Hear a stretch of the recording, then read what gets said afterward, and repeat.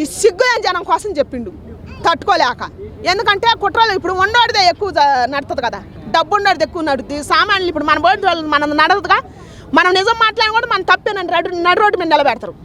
ఇప్పుడు నా చుట్టూ ఉన్న 10 మందే ఆ డబ్బు ఉన్నాడు వచ్చి తలా కట్టిసిరేస్తే ఈ నలుగురు కూడా పోయి వాడేమిటే మాట్లాడతారు. నా వంక ఎవరు మాట్లాడరు. అదే జరిగింది శివాజీ గారికి, అదే నడిచింది. ధర్మం తలదించుకుంది, అధర్మం లేచింది. అందుకని ఆయనకేం కాదు. అధర్మమే, పక్కా అధర్మమే. నేను చెబుతున్నా, ఇప్పుడు ఆడపిల్లలంటే ఇంతమందికి ఇన్ని జరుగుతున్నాయి. మీరు 100 మంది మహిళలు పోయి మహిళా కమిషన్ మీద కేసు వేయచ్చు కదా, మహిళా కమిషనే తప్పు అని చెప్పి వేయాలా? మీరు వేయచ్చు కదా. వేయాలి మరి ఖచ్చితంగా. అసలు నాకైతే ఇంతవరకు ఆ మహిళా ఉమెన్ కమిషన్ అంటే ఇంతవరకు అసలు తెలియదండి, ఇప్పుడు తెలుస్తుంది. నేను ఇంతవరకు వెళ్ళే ఇంతమంది ఆడపిల్లలు చచ్చిపోతారు నిదర్శనంగా, ఇన్ని మానభంగాలు జరిగిపోతున్నాయిగా. మరి అప్పుడు రాలేదేంది పేరు? అసలు నాకు ఎప్పుడు వినపడలేదే. ఇప్పుడు ఆడపిల్లల గురించి గౌరవంగా మాట్లాడినప్పుడు ఇప్పుడు వినపడుతుంది, ఇప్పుడు వినపడుతుంది కదా. మనిషి ప్రాణం కన్నా సిగ్గే ముఖ్యం కదా. సిగ్గా ప్రాణం కన్నా? ప్రాణం పోయినాక సిగ్గేది?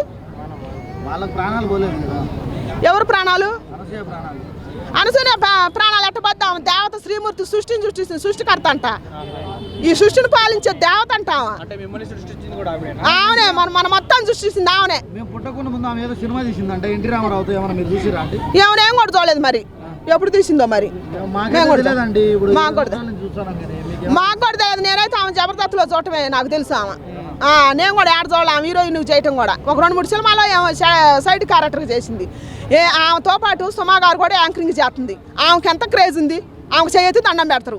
ఏమో యాంకరింగ్ చేస్తుంది, ఎందుకేమో సిగ్గు ఏమో తీసుకుంటుంది వచ్చి, సిగ్గు లేకుండా. కానీ అసలు నాగబాబు గారు కూడా వీళ్ళిద్దరికి అనసూయ గారికి సపోర్ట్ చేయడం అనేది జరిగింది కదా, దీన్ని ఎలా చూడొచ్చు? అంటే ఒక ఎమ్మెల్సీ పదవి నుండి కూడా నాగబాబు గారు శివాజీ గారికి సపోర్ట్ చేయకుండా అనసూయ గారికి సపోర్ట్ చేయడం ఎలా చూసుకోవచ్చు? అది అసలు తప్పు. నేనైతే దాన్ని నాగబాబు గారికి అస్సలు సపోర్ట్ చేయను. నాగబాబు అన్నకి నాకు పవన్ కళ్యాణ్ అన్న మీద ఎంత అభిమానం ఉన్నా కూడా పవన్ కళ్యాణ్ అన్న కూడా సపోర్ట్ చేయడు. ఇప్పుడు ఇది విన్నాక ఆయన కూడా రియాక్ట్ అవుతాడు, ఖచ్చితంగా అవుతాడు. ఎందుకంటే ఆయన జనం కోసం పెట్టిన పార్టీ అది. అసలు హైందవ ధర్మం, సనాతన ధర్మం మన 2 రాష్ట్రాల మీద తీసుకొచ్చిందే ఆ వ్యక్తి. ఆయన తీసుకొచ్చిండు కాబట్టి ఇప్పుడు ఆయనకి ఎంత సన్మానం. ఇప్పుడు మహారాష్ట్ర పోయి ప్రచారం చేసినప్పుడు అక్కడ శివాజీ ఛత్రపతి అని బిరుదిచ్చారు పవన్ కళ్యాణ్ అన్నకి. మొన్న కూడా శ్రీకృష్ణదేవరాయలు అని బిరుదిచ్చారు. అట్లాంటి మహోన్నతమైన వ్యక్తికి ఈయన అన్నగారు అయి చెప్పి ఈ అనసూయ గురించి మాట్లాడటం అస్సలు బాగోలేదు. అసలు ఆమె వేసుకున్న బట్టలు కూడా ఇచ్చలు విడిగా అన్ని ఆనొత్తనే ఉన్నాయి కదా. ఈయన ఎందుకు ఆమెకు సపోర్ట్గా మాట్లాడి ఆయన పరువు తీయటం అనవసరం కదా. నాగబాబు గారు 10 సంవత్సరాల నుంచి అది చూసి అలవాటు అయ్యి బయట కూడా ఆమె మళ్ళీ షోలలో దొరకదు కదా, బయట అట్లా వేసుకుంటే చూడొచ్చు అని నాగబాబు గారి మీద ట్రోల్స్ వస్తున్నది. కరెక్ట్ నిజమా? ఏం పాడుపడదు, అట్నే నిజమే అనుకుంటున్నాను నేను కూడా.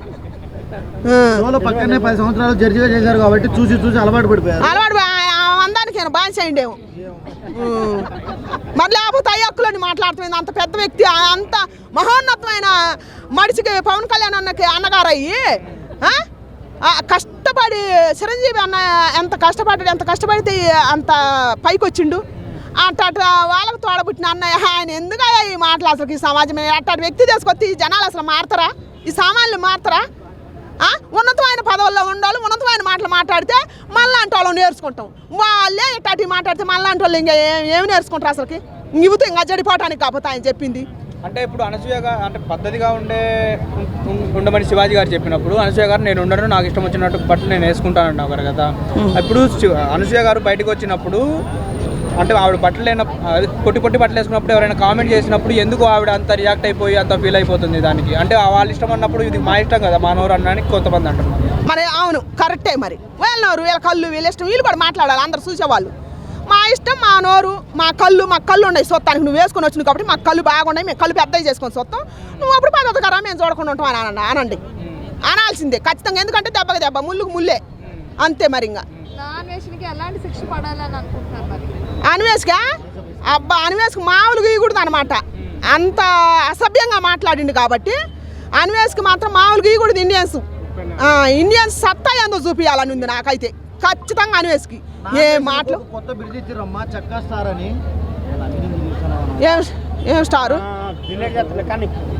ఏం స్టారు నాన్ వేసి నాకు చెక్క స్టార్ అని కొత్త బిడిదిచ్చారు. 2 రోజులు అది కరెక్ట్ అంటారా? చెక్క స్టారా? చెక్క చెక్క తొక్క ఏ ఇచ్చినా తక్కువే ఆయనకి. అది కూడా తక్కువేనా?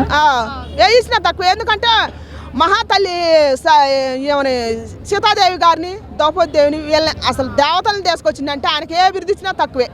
తొక్క అనొచ్చు చెక్క అనొచ్చు ఏదైనా అనొచ్చు. అంటే దేవతలే బట్టలు వేసుకోరు, అలాంటిది మీకెందుకు? ఇప్పుడు మహిళలు వాళ్ళు ఇష్టం వచ్చినట్టు బతుకుతారని నాన్ వెజ్ కూడా అంటున్నారు కదా. వీళ్ళు ఇప్పుడు మహిళలు బట్టలు హక్కులు అని మాట్లాడే వాళ్ళంత లేదా, వాళ్ళకే ఎక్కువ అసలు చూడాలని పిచ్చొట్టుంది.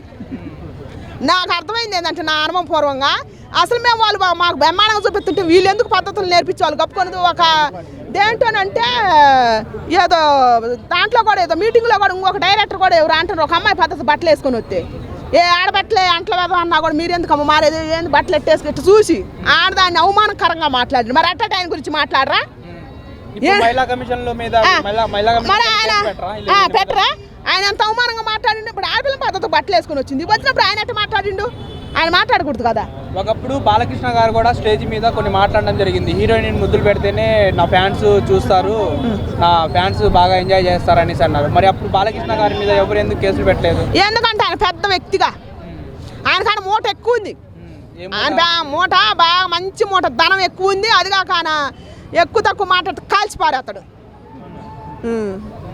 ఆయన అనరు ఎందుకంటే పాప శివాజీ గారు మంచి వ్యక్తిగా.